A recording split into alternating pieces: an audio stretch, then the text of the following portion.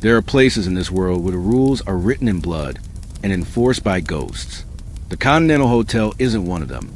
It's the only one that matters. Neutral ground, sacred ground. Break the rules here, and you don't just die, you become a warning. This story is about the night John Wick did something no one expected. He chose mercy. It began 3 weeks after the high table fell, after the old order crumbled, after Wick had burned down the very foundation of the underworld's power structure and walked away, somehow, impossibly, still breathing. But walking away from that world is never clean. There are always threads, always loose ends, always one more debt that demands payment. This is a story of that debt. The Continental in New York stood quiet that Tuesday evening, because the worst things always happen on Tuesdays. The hotel was under new management now, the old rules being rewritten, the power vacuum slowly filling with new players, new alliances, new codes. But some things remain constant. John Wick sat alone in the bar, nursing a bourbon he hadn't touched. He wasn't hiding anymore, wasn't running, but he wasn't quite free either. You don't dismantle the high table and expect the world to forget. There were still eyes watching, still whispers in dark corners, still people wondering if the Baba Yaga was truly done, or just resting. Sharon approached, the concierge who'd survived the war, who'd stood by Wick when loyalty was a death sentence. He placed a black envelope beside the bourbon glass. This arrived for you an hour ago, Mr. Wick. Wick looked at the envelope like it was a rattlesnake. From who? Someone who claims you owe them a life. Wick's jaw tightened. In his world, debts like that were never forgotten. He opened the envelope. Inside was a single card, gold lettering on black. You killed the high table, but you left one monster alive. Now she's coming for what you took from her. The Continental. Midnight. Come alone, or she kills everyone you've ever saved. No signature. No name. Just a symbol drawn in the corner. A serpent eating its own tail. Ouroboros. The cycle that never ends. Wick recognized it immediately. His past, the one he tried to bury, had finally caught up. Do you know who this is? Sharon asked quietly. Wick nodded slowly. Her name is Katia Volkov. 15 years ago, I was contracted to eliminate her family. Russian mob. High table sanctioned it. I completed the contract. Father, brothers, uncles. 12 men. One night. He paused, his voice dropping. But I spared her. She was 17. Hadn't taken the oath yet. Wasn't part of the life. I looked into her eyes and saw someone who could still walk away.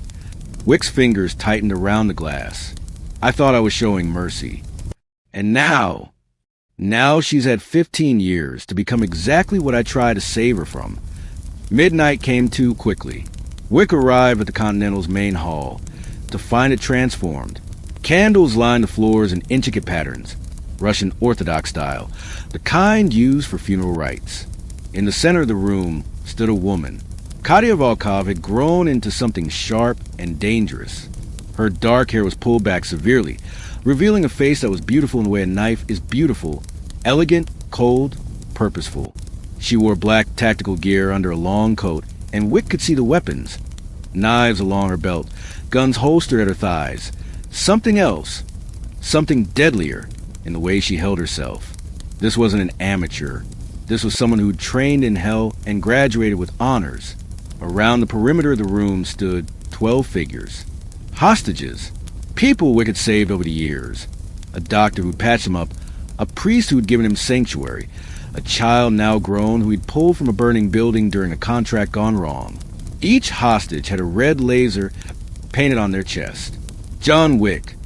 Katia said, her accent thick, her voice carrying the weight of 15 years of hatred. The Baba Yaga. The man who killed the boogeyman. The man who showed me mercy. She took a step forward. Do you know what your mercy cost me? Wick said, nothing. Let her speak. Let her have this moment. It was the least he owed her. I was 17 years old. You murdered my entire family and left me alive, alone, with nothing but blood and bodies and silence. You thought you were saving me, sparing the innocent girl. Her laugh was bitter, broken. But you condemned me to something worse than death. Survival. She gestured to hostages. I spent 15 years becoming strong enough to stand in front of you. I joined the very world you tried to save me from. I learned every skill, mastered every weapon, killed everyone who stood in my way. I became a ghost, a legend, a monster. Her voice cracked. So here's what I'm offering. A life for a life. Let them go. Take me instead. Kadia's expression flickered. Confusion, anger, suspicion. You think I want her death? I spent 15 years learning to kill. Your death would take 15 seconds. That's not balance. That's not justice. Then what do you want? The question hung in the air like smoke. Kadia's voice dropped to almost a whisper. I want someone to tell me it wasn't all for nothing. I want someone to tell me that the monster I became had a purpose. That the 15 years of pain and blood and darkness meant something. Wick understood then. This wasn't about revenge. It was about validation. About a girl who'd been forced to become a killer, trying to justify her existence. He'd felt that same desperation once. Before Helen. Before he'd found something worth living for beyond the violence. The monster you became, Wick said carefully, didn't have a purpose. It was survival. But the woman you could become, that's still your choice. Don't, Kadia warned. Don't try to save me again. I'm not trying to save you. I'm telling you what I learned too late. Revenge doesn't end the cycle. It just feeds it. You kill them. You prove to yourself that you're the monster you think you have to be. You let them go. You prove that you're something more. The silence in the Continental was absolute. Kadia stared at Wick, her finger hovering over the detonator that would signal the snipers. 15 years of planning. 15 years of hatred. All coming down to this moment. You don't understand, she said finally. I can't just walk away. I've killed too many people.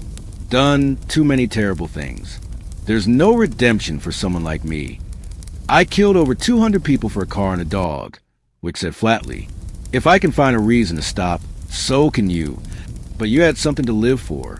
I have nothing. Then find something. Build something. Become something other than what your pain made you. Kadia's hand trembled. The detonator shook. It's not that simple. It never is. For a long moment, nothing moved. The hostages barely breathed. The snipers waited. The Continental itself seemed to hold its breath. Then Kadia lowered her hand. I don't know how to be anything else, she whispered. Neither did I, Wick replied. But someone showed me it was possible. Someone gave me a reason. Maybe I can't undo what I did to you, but maybe I can help you find what comes next. Kadia looked at him, really looked at him, and for the first time, Wick saw past the hatred to the broken girl underneath. The one who'd been left alone, in a house full of corpses. The one who'd had to choose between dying or becoming a monster. Why? She asked. Why would you help me? After everything? Because 15 years ago, I made a choice. It was the wrong choice. Not wrong to spare you, but wrong to leave you alone with it. I can't fix the past, but I can try to make the future different. Slowly, deliberately, Kadia dropped the detonator. It clattered on the marble floor, the sound echoing like a gunshot that never came. She gestured to the shadows. One by one, red laser dots disappeared. The snipers stood down. The hostages remained frozen, afraid to move, afraid to believe it was over. What happens now? Kadia asked. Wick considered. Now you choose. Keep hunting me. Keep feeding the cycle. Keep being what your pain made you. Or walk away. Find something else. Become someone else. And if I can't, then I'll be here. And next time, one of us won't walk away. Kadia's smile was sad. You really think I can change? After everything? I think anyone can change. I think the question is whether you want to. She looked at the hostages, at the Continental, at the life she'd built on hatred and blood. Then she looked at Wick, the man who destroyed her world and somehow, impossibly, was offering her a way out of the darkness. I need time, she said finally. Take it. Kadia nodded once, then turned and walked toward the exit. She paused at the door. John Wick, if I see you again, I know. she disappeared into the night. The hostages were released, questioned, secured. None of them understood what had happened. Only that somehow, impossibly, John Wick had talked down a killer without firing a shot. Sharon found Wick in the bar afterward, staring at an empty glass. That was remarkably restrained, Mr. Wick. I'm tired of killing, Sharon. Tired of cycles that never end. Tired of creating more people like her. Do you think she'll honor the truce? Wick was quiet for a long moment. I don't know, but I had to try.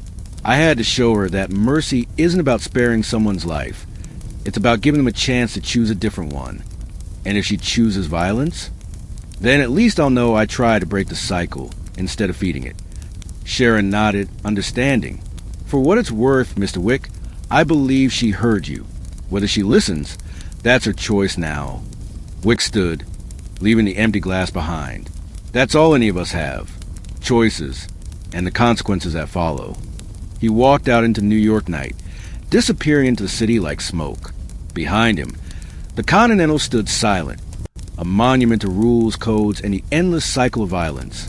But somewhere in that darkness, a choice had been made, a cycle interrupted, a monster given a chance to become human again. Whether she took it, only time would tell. 3 months later, Sharon received an unsigned package. Inside was a single gold coin, Continental currency, and a note. Thank you for teaching me that mercy is a gift that can only be accepted, never forced. I'm trying to be better than my pain. It's harder than killing, but maybe that's the point. Kay. Sharon smiled and locked the note away. And somewhere in the world, John Wick received no messages, no threats, no red dots in the darkness. Just silence. The kind of silence that comes when cycles are broken and monsters remember they were once human. In the world John Wick survived, violence begets violence, and blood debts are paid in blood. But sometimes, just sometimes, mercy offered becomes mercy received. And the deadliest thing a killer can do isn't to take a life, but to give someone a chance to reclaim their own. This is how legends end. Not with gunfire, but with choices that echo louder than bullets ever could.